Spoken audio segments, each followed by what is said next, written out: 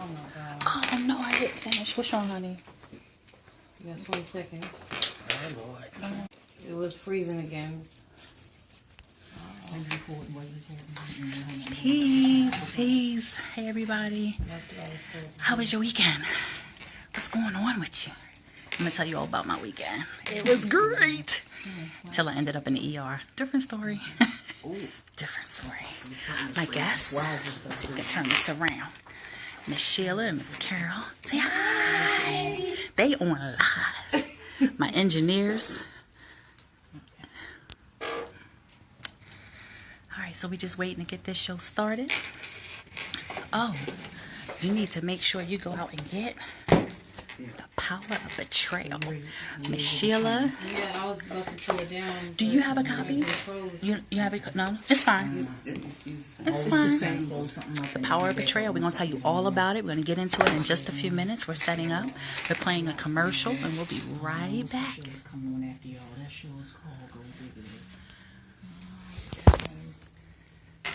Oh, look, she got the shirt. Is the shirt for sale? No, it's just for the ladies. Just have to make myself one. I have a t-shirt guy. I have a t-shirt guy. I might have to make me one. Hey, Matt, you listening? Let me see. Turn this around. Hey, Matt, you listening? The Power of Betrayal t-shirt. Look. Yeah. I want that. Pick it up on Saturday. I do have a t-shirt guy. What's going on? It's freezing. It keeps freezing. Well, we are frozen. We can't get on the air, but guess what? We're going to make it work. Nothing is going to stop the show. Nothing. Hey, Greg. Listen, Greg, let me tell you how much I gave your wife a hard time today. And she told me how much I reminded you. I was like, Gave her a hard time. It's not going to make no sound. It's not. All right, well. It was like last week. Can we roll without it? I'm sorry, guys. We're just having a few technical difficulties. We're working through it. You know how it is.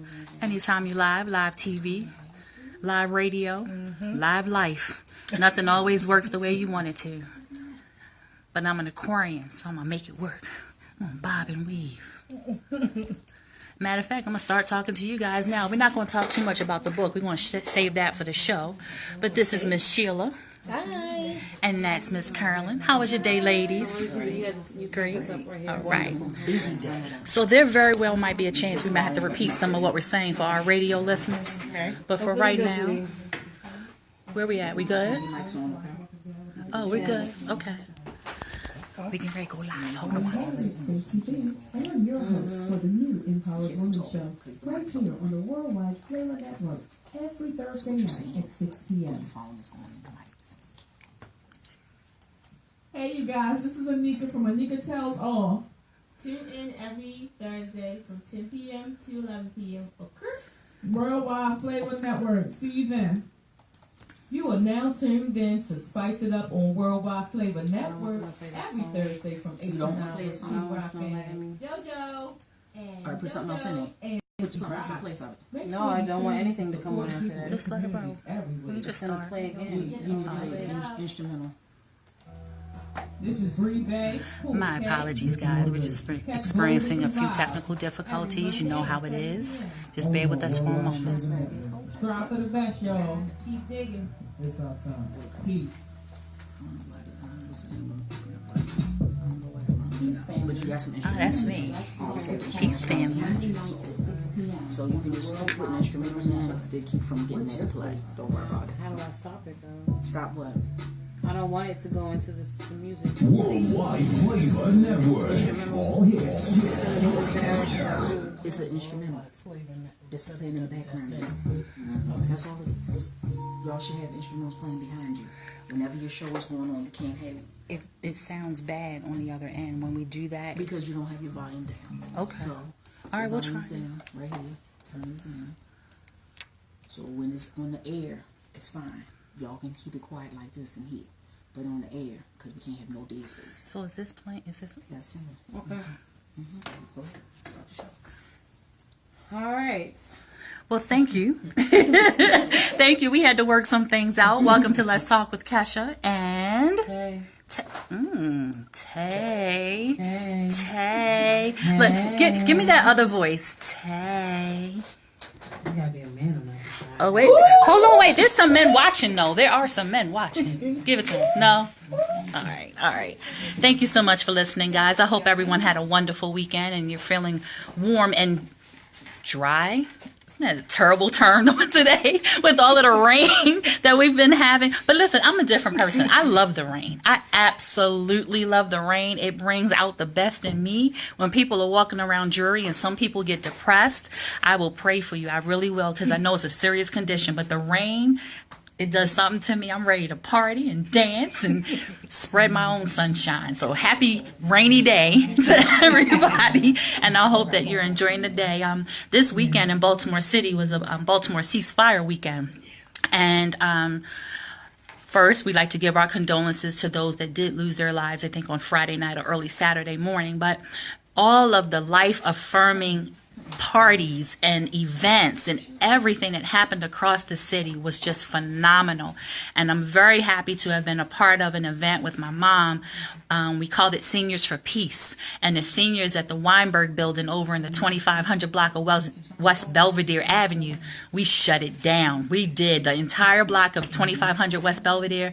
We were out there with our posters and we had a wonderful, wonderful time. And the seniors were asking, when are we going to do it again? I was like, hold on tight, because we're going to schedule the next one. So that was a great, great event. And I know the Band of Brothers and Shelley's Helping Hands and Baltimore Ceasefire and Black Fathers, and there's so many other people that I know I'm going to forget, so forgive me. Charge it to my head and not my heart. Had events over the weekend and spreading peace and spreading love and loving up on Baltimore, and that's really what it's all about.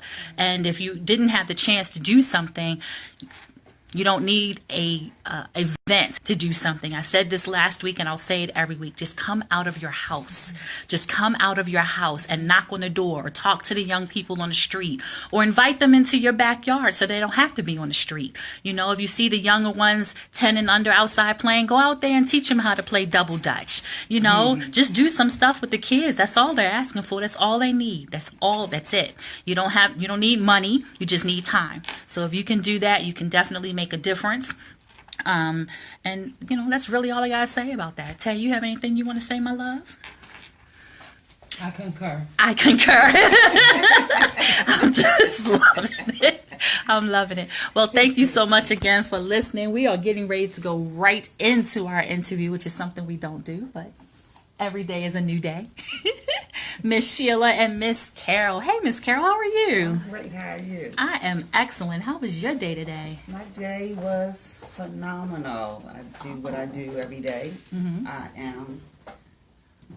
am the hairstylist by profession. I own a salon called Silk, Sassy and Soul Hair Restoration Centers in Catonsville and the Cilantro Select Suite off of Route 40. Yeah. I'm also a mother of 3, grandmother of 6 right now, and I'm raising 5 of them myself.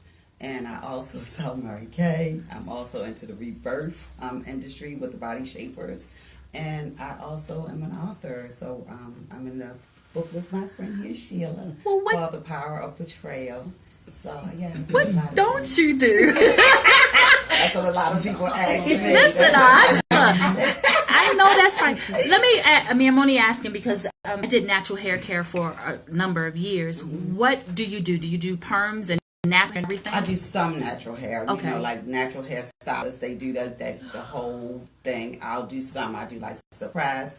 I can do some twists. I do some braids. That's not my baby. Got you. You know. So, but I'll do a lot of it on kids and stuff like that. Because I have grandkids, so it's a lot of things I'm getting back into. Right. Because I got away from it. But I basically do everything else. I'm also like hair specialist for people that have alopecia, suffer from hair loss. Right. So that's why it's called Hair Replacement Center, because they can come in, we do a consultation, we measure their head so they're call them lace fronts, but actually it is a lace front, but they have different types of ones for men and women and children. Okay. So yeah, so that's what I do. And you said you were an author? Yes. Tell me a little something about the power of betrayal. The Power of Betrayal. That was started by some women. It's a book collab, and it was started by Minister Phyllis and Minister G at our church, and they put it out there. If you want to be in a book collaboration, and I was like, okay, let me listen. I'm always open up to new ideas. So I said, and it was something that I've always wanted to do. So I figured, do the book collab, get your feet wet. You want to be an author, start there. So I did, and it was very interesting. It was a phenomenal experience. We learned a lot because I didn't know anything about being an author, about writing a book. So it was really, really a good experience. I mean, I know I got on their nerves because I'm not computer literate and all that kind of stuff like that. Google, what's Google? I'll Google this, Google that, Google. And so,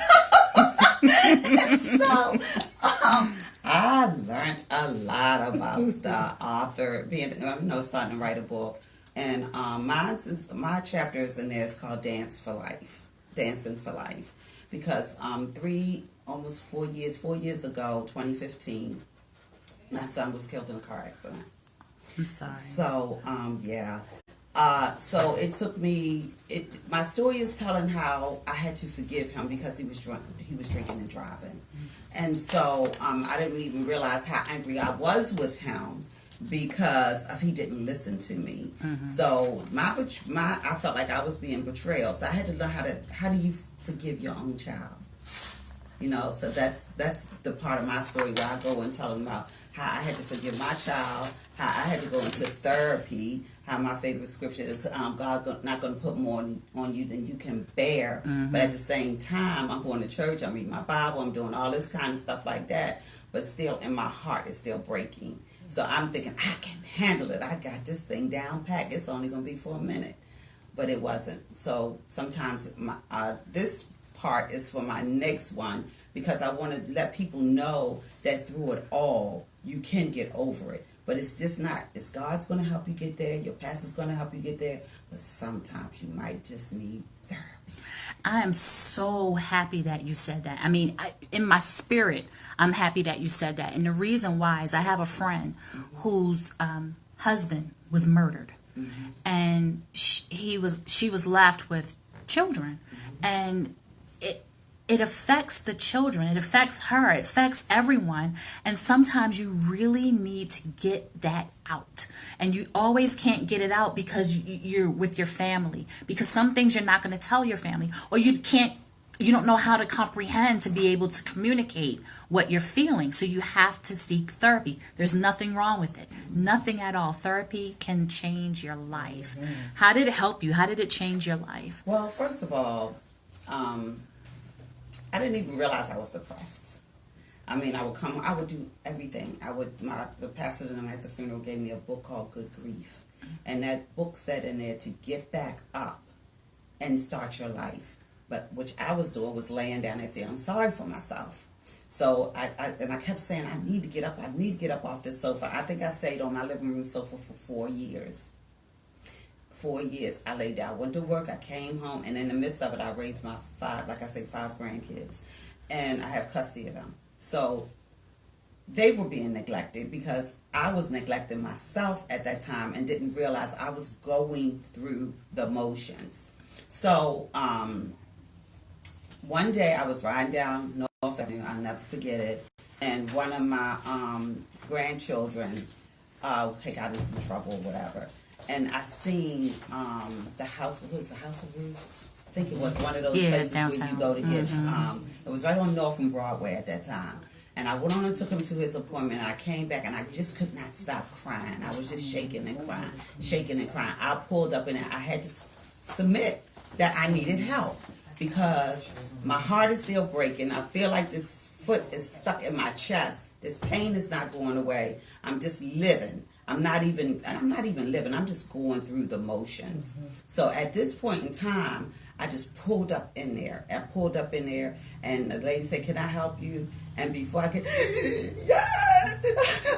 And I just broke down. And so she seen where I was coming from. She couldn't help me at that time, but she was giving me other places to go. Now, on the flip side of this, my brother, my daughter, everybody's going to therapy but me. They couldn't have, because it was such a tragic thing in our life. My son was so well known, and he was really a great guy, but he did what most people do: go out, party too much, drink too much. Yeah. And so, I would tell my brother what happened. He said, "Well, why don't you just call Marlene?" Her name was Marlene Brown. "Why don't you just call Marlene?" And Marlene had already knew the story. She's already treating my daughter, and she's already treating my brother. So when I call there, I'm still, I'm still the ugly crying. And she calmed me down, talked to me, and that's what got me on my back on the road. I went with Marlene for a whole year till she kicked me out. I was going to the thing, and I was just sitting there. She said, "What else you want to talk about?" You know, she said, "I'm always here for you." So not only did she not just have me there for some more money, she pushed me back out there to live again. And so that's how the book deal came. So I started doing different things, getting back into me. And that's how I got back into the book, because it was one of those things that I always wanted to do. And it was another thing that people, my next book is what not to say when a person is going through grief. Oh my goodness. But I mean, okay, so I ask you, like, what do you say? I mean, of course, I'm sorry, you have my condolences, but sometimes you really just don't know what to say. Sometimes, especially the worst things you can say is, "Happens for my party, pray with the Lord." You know, and all these other kind of scriptures and all this other kind of stuff. At that time, I went through this with one of my clients, and I was saying to her, "We don't want to hear it. Right.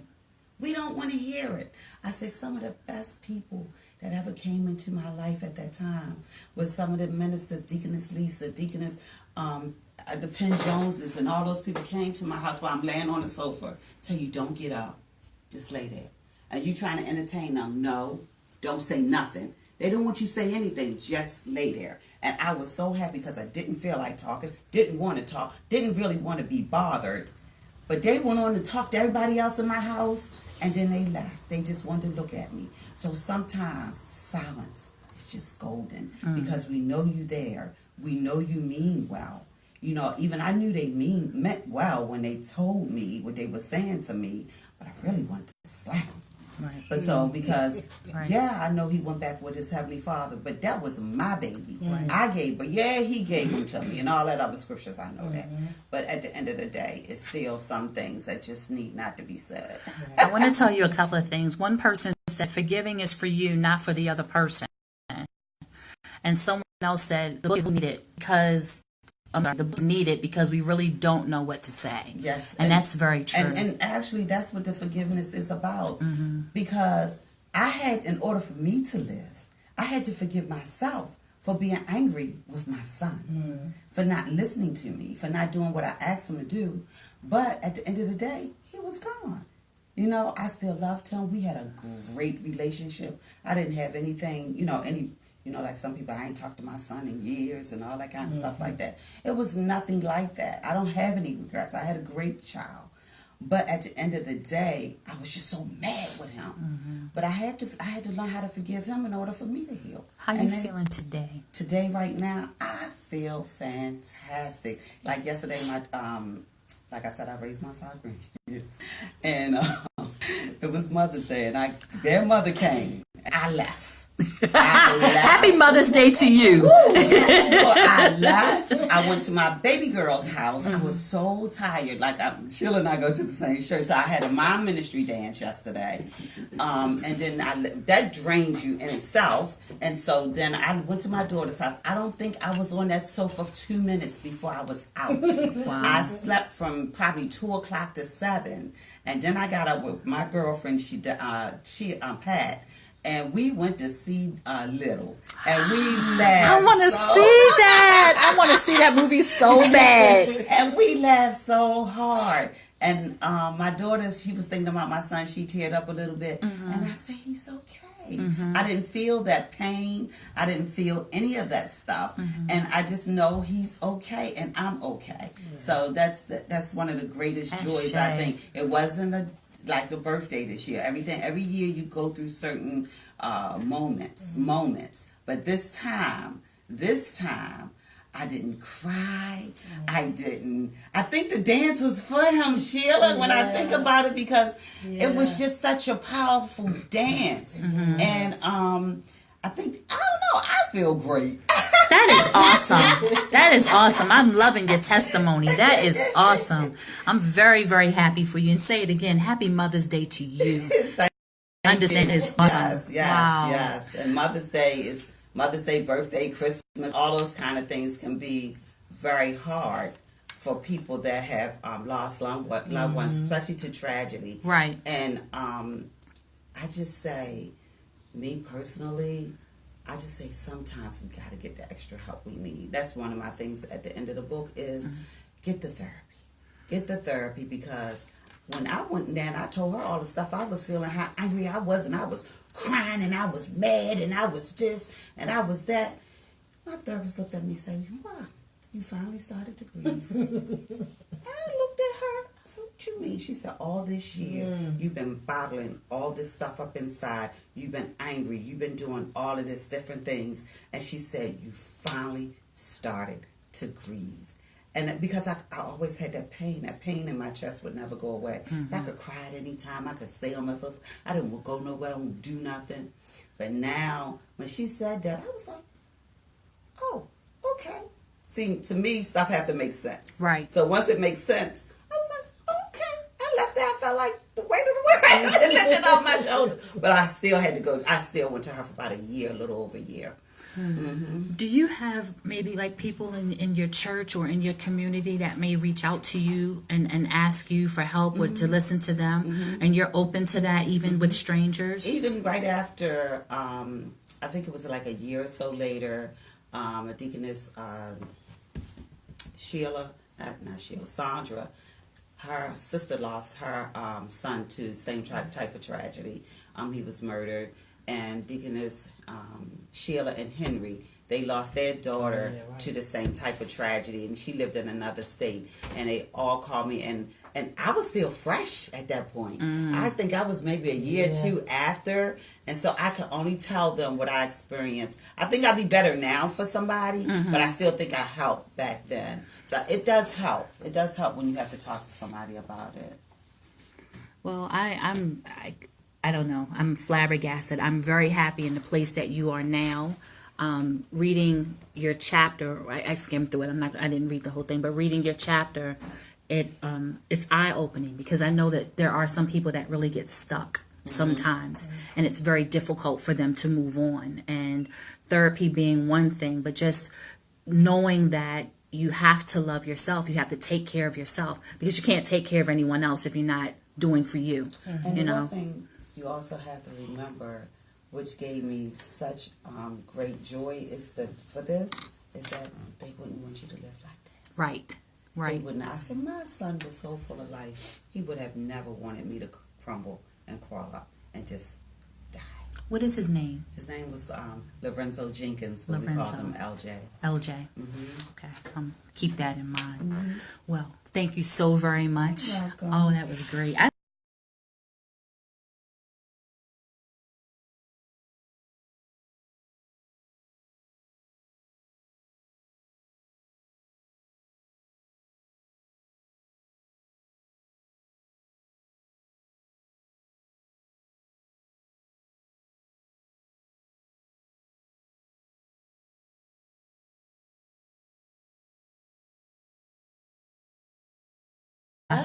Hey, Miss Sheila, you honey. Tell us a little bit about your input. Okay, so my chapter is the warrior, no surrender, the warrior inside, no retreat, no surrender. That's my chapter, and my chapter is on abuse. Okay.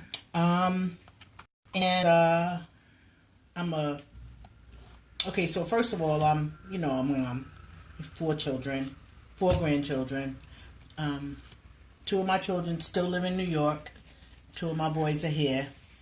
And 3 of my grandchildren are out of state, and I have 1 here in Baltimore with me. I work at a law firm, part-time, and I go to STCF, same church as Carol. And I'm also involved with an organization called Trio Maryland, and the Living Legacy Foundation, which is all about organ donation. And that's a whole nother story, but it's a personal thing for me because I am currently on a list, transplant list, waiting on a heart. So I'm involved with that organization as well. Okay. And so, look, little girl, a victim of incest. Virginity was stolen. The innocence and all of that was out the window. Carol and I were talking a little bit ago, and she was saying how she loves herself and how she always loved being herself. I always wanted to be somebody else. I was not anybody but me. You know, it was rough growing up. It was really rough. I'm an only child. So, you know, people would say to me, oh, you're an only child. You should get everything you want. And I'm like, y'all just don't know. I got a whole lot of stuff I never asked for. And it's hard when you're an only child because it's just you, you know. So I was very, I always had, I don't know what, like, I always say that God gave me, when it came to, like, being able to forgive people, he gave me something extra on the inside. And I feel like he knew I was going to have to forgive people in a big way in my life. So I really had because my kids say to me people say to me all the time, how could you even talk to them? You know, after what they did, how could you even? And I'm like, because, you know, like, forgiveness is for you. It's not about the other person. It really isn't. You know, it took me a minute to get that, but I always would forgive people. Carol talked about therapy, and I went to therapy for a long time because I had more than one abuser in my life. And it shaped the way I grew up, and meaning that the type of men I would be involved with, I always was involved with older men, or like always the same type of men. Like they would always, like, I was looking for somebody to protect me, but they would always end up hurting me. Same type of men as how my abusers were. They were supposed to protect me, but they ended up hurting me. So it took me a lot of years to feel like I was worthy of anything. You are worthy. I feel that today, but it took me so long to be able to feel that. I really, and every time I would something bad would happen or something, I would feel like that's what you get. You deserve that. Because, yeah, that's what you deserve, you know. I was raped, and I thought that it was my fault. I knew the person, so that even made it like, you know, if I would have just said okay, if I would have just said yes, that would have never happened to me. You know that's not true. I know that now. Okay. I did not know that then, right. And I carried that around with me, like I said, for a long time. For a long time. You talk about self-esteem and all that. I had no self-esteem. And I really, honestly, felt that all I was good for was what my body could offer. That's really how I felt. And because, I mean, you could see... I'm a little bit, you know. I'm sorry. I'm shaking up laughing at you. Okay. But I developed very early in life. So, you know, I always thought that there was something wrong with me. You know, all my other friends, nobody, you know, just wear little training bras. I had to get a bra, you know. And so... It was a difficult time, and I really thought that God didn't love me. I really felt like that. Because I'm like, why me? Why? Was writing your chapter cleansing for you? Very. It was very. Actually, when I wrote the chapter and I'm writing the way we had to do it, we had questions that we had to answer, Right. you know, and I'm writing, and then after I did it, I'm like, oh, you said too much. No. Don't say that. Don't talk about that. Mm-hmm. And then it was like, it's down. So you can't take it back now, right? Mm-hmm. And then what happened was, when the book started, like, this was really happening, right? I'm like, oh God, this is really happening. People are gonna, you know, read the story, and people are gonna know, and oh my God, you know. And so the enemy said to me, how dare you? Like, first of all, you're like, all those feelings of not being good enough, and you know, I'm not worthy to, because there are a lot of powerful women in this book, ministers and you know, a lot of, and I'm like, who am I to be amongst these women, you know? And I said, you know what, I am good enough. I am good enough. Just like I am. Say it again. Yes. I am good enough. One more time. I am good enough. That is an affirmation that you should say. You look in the mirror brushing your teeth. I am good enough. While you brushing your teeth. While you taking your shower. Before you go to bed. And this is not just for you. This is for everyone listening. For everyone. You are good enough. Yes. I think that I do have affirmations on my mirror, and you know, I have a big happy across my mirror, because like, I want to remind myself every day to be happy, because happiness is a choice. Yes, it is. Right? Yes. And I used to always look to other people to like make me happy, and I know now that nobody's responsible for my happiness but me. Yes. Right? Yes. And so people say to me, like, some people that have gotten the book and they've read it, and they're like, oh my God, I can't believe that you went through that. Like, you would never know the way you are that you went through that. Miss Sheila, I was just saying, I was talking to Chanel, and I said this because, you know, we met you when you first, we met you when you first got here. Yep. And you were one of the happiest people I've ever met in my life. You know, I sit there, I wash your hair, I put you in the chair, we sit, we talk, we watch movies, whatever it is that we were doing. And I had no clue, which again goes back to be careful how you treat people. Yes. Because you never know what they're going through, ever. Yes. And you were just smiling and giving hugs and just being this ray of sunshine, who had just gone through all of this stuff, going through therapy, trying to get your life together, you know, raising your son, because your son was with you there, you know, raising your son, and just, man, I'm telling you, not to be prejudiced and nothing, but black women are some powerful women. Yeah, strong. What? Look, we strong. Strong. And the thing about the same thing that you're saying, we were friends. I mean, friends, hanging out, doing all this kind of stuff.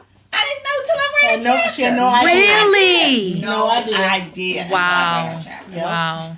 I don't know if that's good or bad. I mean, it is. It is what it is. But I hope that you're in a place where, and at least the therapy has brought you through a place where you're okay and you know that you can talk, or you have that outlet to let things out, you know? I am good, and how I know that there was a time that I could not, like, when I would talk about this, I would be hysterical. Right. And I'd be crying, and I'd be in a fetal position, like, it just hurt so bad.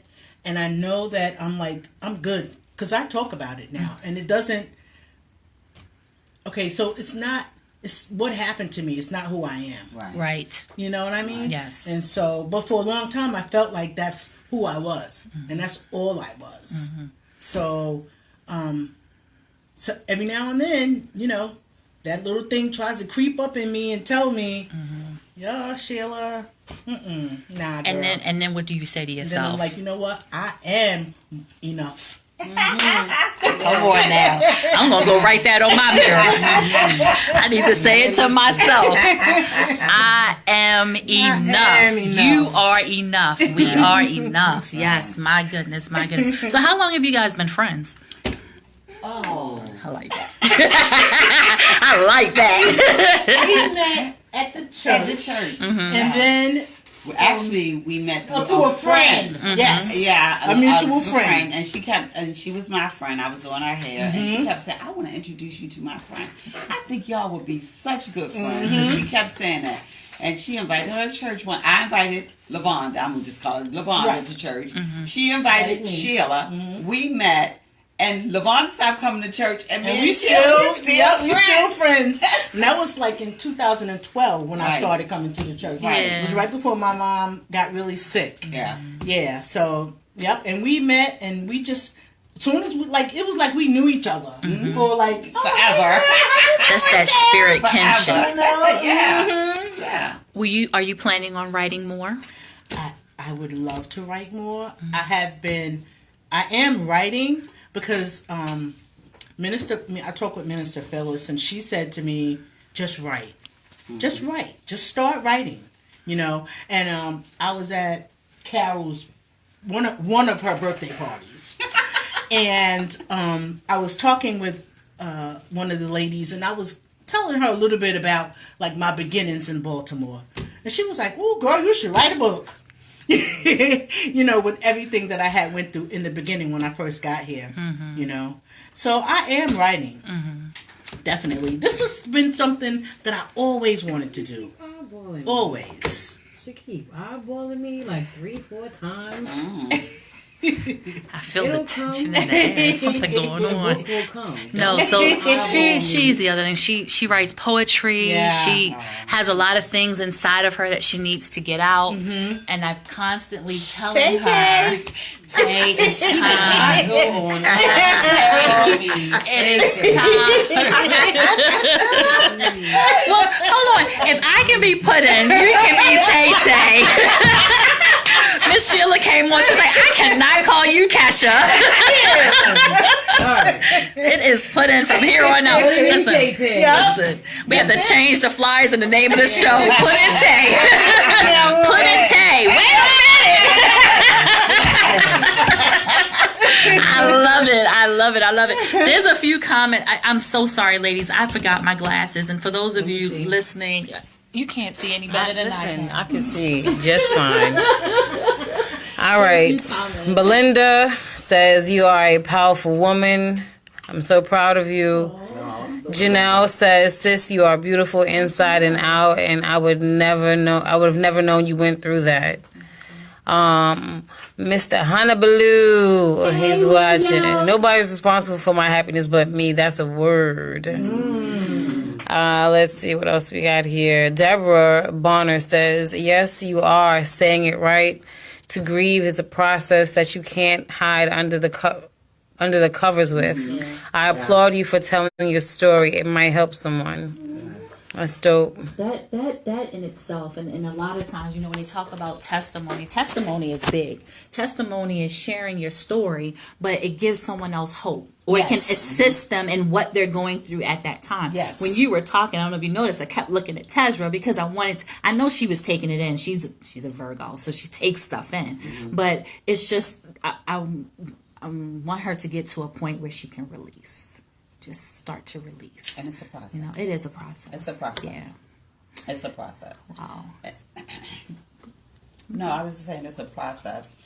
And it's a hurtful process because you have to look at yourself as well as the situation that was around you. You not only have to forgive yourself, you have to forgive him. And if it was a person on the other end that actually did the conflicting of that individual, you have to forgive that individual. My problem was my son was the one that caused the accident. And all I was worried about at that time was the person that was in the other car. Right.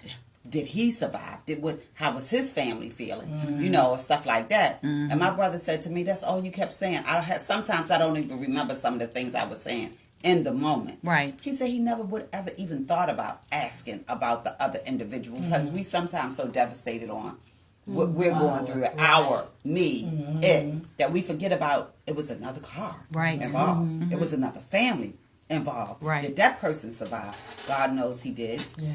I don't know any more about it than that, but he did. Okay. So that was one of the greatest things. And also knowing that it was instant.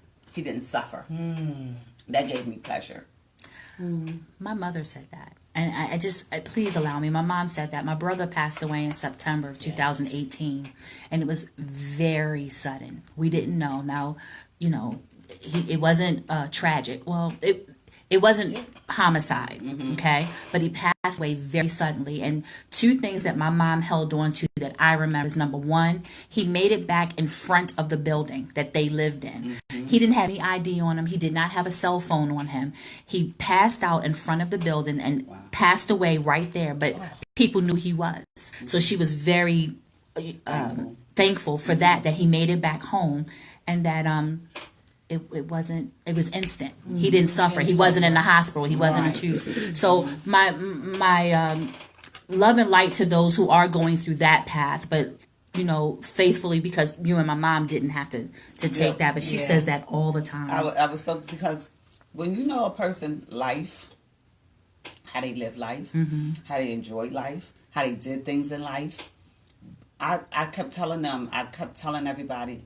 I'm glad that he didn't suffer. Right. Because what if he had suffered and lived in a vegetated state and all those kind of things? He wouldn't have wanted that. Right. I wouldn't have wanted that.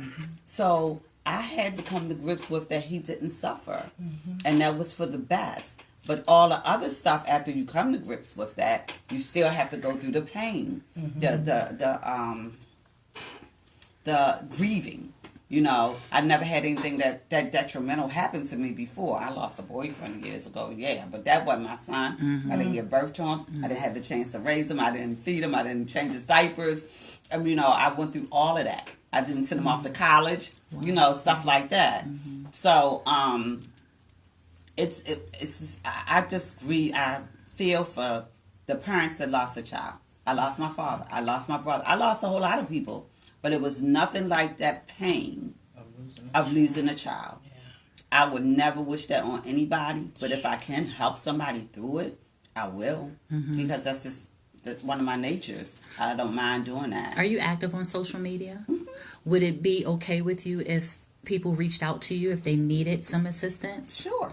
What social media would you have them reach out to you? I'm Carol Jenkins on Facebook and Instagram. Well, Carolyn Jenkins 547 something on Instagram. Did you just say Carolyn? Carolyn Jenkins. See, that's what I thought. Carolyn Jenkins on Instagram. Okay.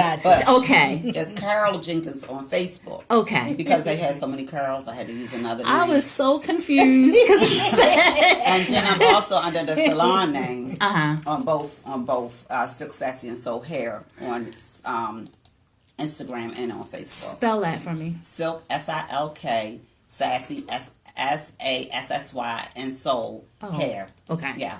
I think it was your accent. I got an accent. I was like, she said, what? So, Miss Sheila, what's happening next for you, hon? What's happening next? Well, hopefully, you know, in the near future, I'll be able to get another book done. My work with the Living Legacy and Trio Foundation is really big. We're going to have to bring you back to talk about that. You know, the Living Legacy is very close to my heart. Yes. Yeah. Okay. And so that's really big. And I'm really grateful to be a part of that, you know. And they have events several times a year, right? Yes, they do. When the next event comes up, we'll bring you in so that we can talk about it and talk more about what they do and how beneficial they are. Yes. It's a wonderful organization. Oh my God. It's amazing, the work that they do. Yeah. Can I say something? Sure. She downplays a lot of stuff. This sister here, let me tell you about her. Please do. She is a fighter. She never, ever gives up. She will go in there, come to church, do what. If I invite her to a couple of my events, she comes to my events. She can't even walk right. She might have her cane or whatever. But I'm going to support you, Carol. Whatever I need, I'm going to support you. She is a fighter. Yes. So I don't have any doubt in my heart that God's going to fix her. Do you hear that? Yes. And you know what? It's not by design at your heart. I meant to say this to you. It is not by design that it's your heart. Understand what I'm telling you. I feel like it had to be. It couldn't be anything else that needed. Your heart is so pure. You give so much of yourself. And this is not me talking to someone sitting here. This is me talking to someone that I've spent countless hours with. Yes. You know, this is someone that we talked about secret, obviously not deep dark secrets. No, but seriously, we've had some real conversations. Yes. Your heart is so pure that, figuratively speaking, probably couldn't take anymore. It needed to be replaced. You understand what I'm saying to you? And it's going to happen. There's not a doubt in my mind. Okay? You keep loving. You keep knowing you are enough, because you're more than enough, Miss Sheila. And I love you so much. And I'm going to tell you I love you for Chanel, because she loves you too. No, Okay? Chanel. Hi, Chanel. Chanel is coming. She's coming. She'll be here next month for a few weeks. And I'm so excited. Tezra's excited too, aren't you, Tej? I love my Tezra. I'm telling you, I do. Wow, that's big. So let me say this. Normally, what we do is a inspirational moment, and to be honest, there's no more inspiration that we can give you than what we've presented to you today. Miss Carolyn and Miss Sheila are the epitome. It's Carolyn. That's my mama name. Miss Carol and Miss Sheila. Honestly, you cannot ask for more inspiration than that. Losing someone, going through the stages of grief, raising grandchildren, being active in your church, doing just all that you're doing. I can list it, but we're going to need another show for that. You know, because there were some things that she's doing that you didn't even hear about yet. You know, with Miss Sheila and all that she does, and she hasn't even put out everything that she does in the community with the Living Legacy and everything else. You know, it's just. Gosh, man, I'm full. I'm really full. How can they get your book? Okay, well, how can they get the book? They can contact me. How can they contact you? And my social media is Sheila White Daniels on Facebook. And I think I'm that on Instagram as well. Well, let me do one better. Do you have an email? And my email is legaljustice49 @yahoo.com. Are we sure? Yes. Okay, I'll do one more. If you, that's the way you can contact them to get the book. But if you need to, you can reach out to me on Facebook. Yep. Let's Talk with Kesha, and I will definitely put you in touch with them so that you can get a copy of The Power of Betrayal. It's a great book. It's a great read. There, how many authors are in the book? Oh, what is it? 16 of 16. us. Yes. It's 16 authors in the book. Each have a chapter telling their own story in their own unique way, and it's definitely a great read. Ladies, thank you so Thank you much. for having us. This has been a pleasure. We're definitely going to do this again. Tezra, how was your day, Tay? It was okay. It was okay. It was actually not that great. Earlier, but, it got better as the day came closer for me to leave. When you saw me? Come on, say it. Boost my ego. Yeah, so now when I emoed you and you told me you text me and you didn't text me. Wow. I will say this though, just to go off of what you were saying in reference to your book. I started writing this book, I want to say 3 years ago, and I keep putting it down almost every time because I keep getting put in the realm of not wanting people to know, or like if I put it down, you know, they'll know, and I wasn't sure how comfortable I am with them knowing one part without knowing the other part, and me not wanting them to know the other part, but they need to know the other part in order for them to know this part. Yes. So I only hope that I become just as strong as you and just keep on writing, and hopefully the story will get out there. It'll come. Yes. Yeah. So I commend you, and you're my inspiration for today. The both of you actually, because I very similar to both of your stories, I've kind of endured some of those things. So it's the book will have to be much bigger. And I'll have to do a whole lot more writing, but hopefully I'll be able to get that story out. And thank you for being courageous, because some of us just don't have it in us to put it all out there. It takes a lot for you to be able to put yourself out there. It does. Thank you. Thank And you. You can do it. You can do it. If I reinvented myself at 60, you can do it. Yep. You're a lot younger than me. And it's always something. I think God always have a purpose. You go from one point in your life to one point in your life. You have this from your point. Then you have the middle point. You have the sexy senior point. The sexy senior. Wait a minute. Hello, I got a few grades. Wait a minute. I'm approaching. I want to be bougie. So you can do it, honey. Don't let nothing stop you. Just like Kesha says, get it up on your mirror and say, I can do it. I am great. I am loved. And there's someone, I'll pass Pastor Carrie there. Santa Cat Sweet Church. She always says that whatever God put us through, He's sending us through. That's our testimony to pass it on to help someone else. That's what I was going to say. Like, I always say, why did I have to go through this? I know today that it wasn't about me.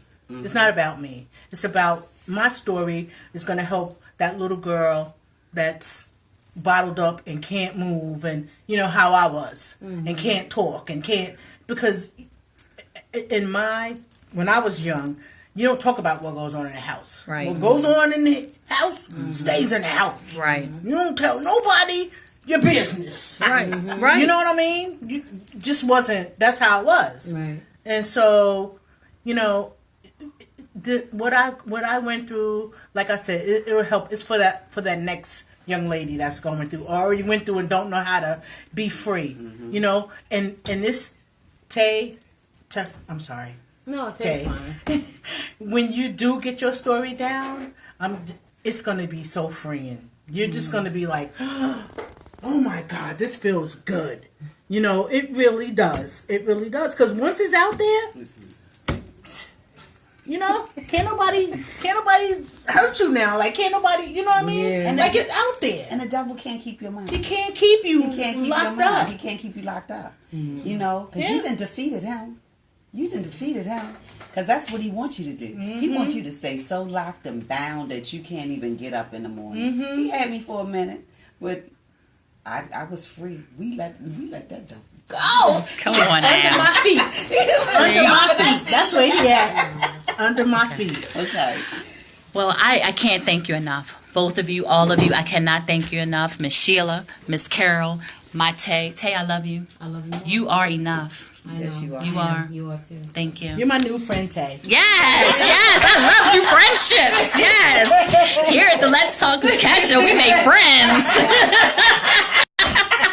Thank you, guys. This show is in the books. This has been wonderful. Thank you so much for joining us. We hope to see you again next Monday. We leave you as we came. Spread love. Teach peace. Love yourself and others. And A. Michelle with her non-lipstick having self. Peace, everybody. See you next week. Peace.